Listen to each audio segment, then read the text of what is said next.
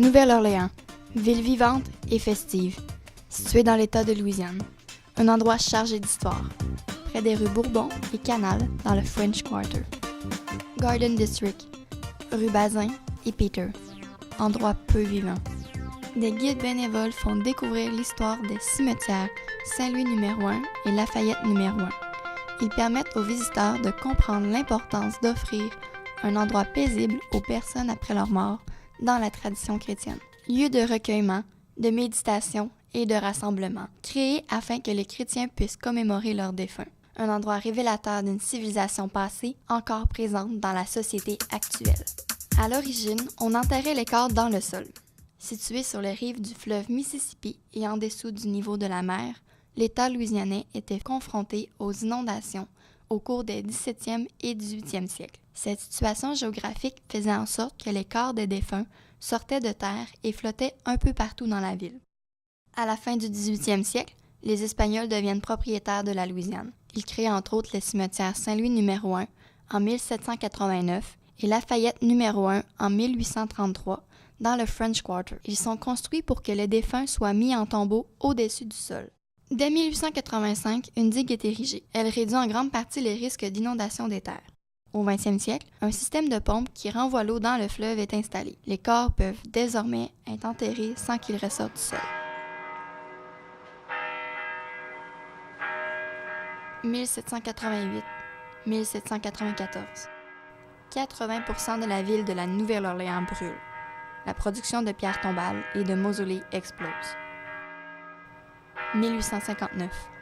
Épidémie de fièvre jaune. Beaucoup d'enfants meurent. Beaucoup de personnes sont mortes pendant ces événements tragiques. Les morts sont tellement nombreuses que les hommes responsables de disposer des corps s'intoxiquent afin de survivre au choc émotionnel.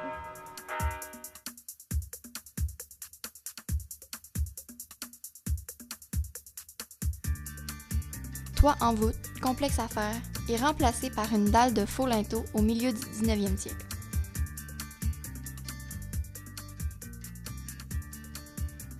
L'arrière du toit est caché par un parapet situé à l'avant.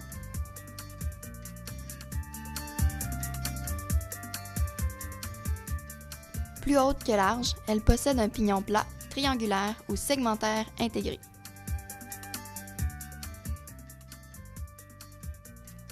Possède une pente prononcée et peut avoir des ornements de coin.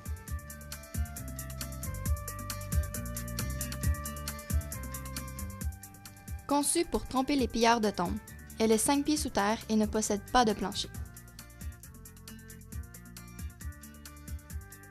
Avantagée par sa possibilité à ensevelir à plusieurs reprises dans la même tombe, elle permet un enterrement au-dessus du sol dans la terre.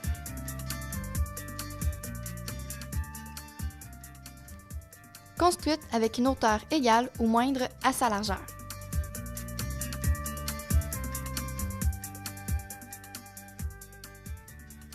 Elle a une structure basse, un toit plat et une plateforme à étage. Elle a une surface plate et basse. Elle est située sur le support au-dessus du réceptacle de la sépulture. Cette table est une surface qui accueille les vases et les offrandes. Elle ressort au-dessus du niveau du sol de moins de 1 pouce et elle est habituellement plate. Elle peut avoir une gravure dans le haut ou le bas. Certaines sont inscrites et sont au ras du sol. C'est une pierre large et plate.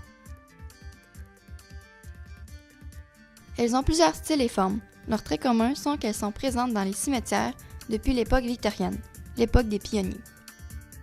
Celle-ci est rare. Elle est un combiné de la tombe étagée et du toit en pente. Fait intéressant, il est possible de retrouver la tombe en forme de pyramide de l'acteur Nicolas Cage dans le cimetière Saint-Louis numéro 1. Il ressemble à un cercueil réel. Il est placé sur un podium. Par contre, le corps est mis dans la partie inférieure de la tombe et non dans le sarcophage. Elles ont des clôtures en fer forgé autour, de 3 couleurs, le noir, l'argent ou le rouge avec de la rouille. Elles reprennent le style des bâtiments du French Quarter. Elles regroupent des bénévoles ou des professionnels. Elles sont utiles à l'administration et la gestion des caveaux qui appartiennent aux sociétés. Elles permettent donc un meilleur entretien. Le style temple est un petit immeuble avec des piliers, des colonnes et des ornements sur le devant.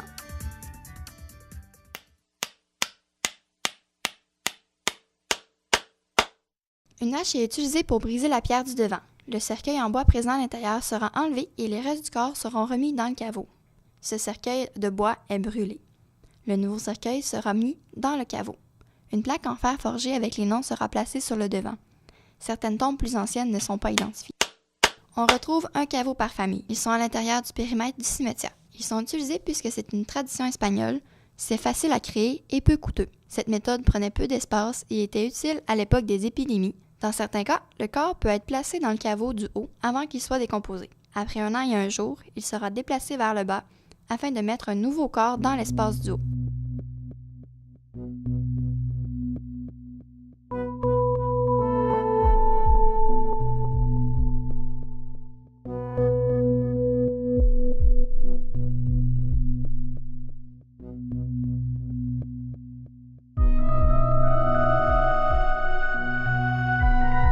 Les Créoles peignaient leurs tombes en couleur et les Américains en blanc. Ce phénomène était observable également dans la société. N'étant pas très résistante, la peinture se détériorait avec le temps. Le vaudou louisianais est une des religions pratiquées en Louisiane. Sa fondatrice est la prêtresse Marie Laveau. Les rites vaudous pouvaient être pratiqués à la condition que le fait d'aller à l'église les dimanches était respecté et qu'il s'inspirait des croyances catholiques également. La tombe de la prêtresse se retrouve dans le cimetière Saint-Louis numéro 1. Plusieurs viennent y déposer des offrandes, croyant que cela permettra la réalisation de leurs vœux. Les murs servent de digue afin d'empêcher l'eau de pénétrer dans le cimetière, permettent de verrouiller les portes, de limiter au maximum son accès et de réduire les risques de vandalisme.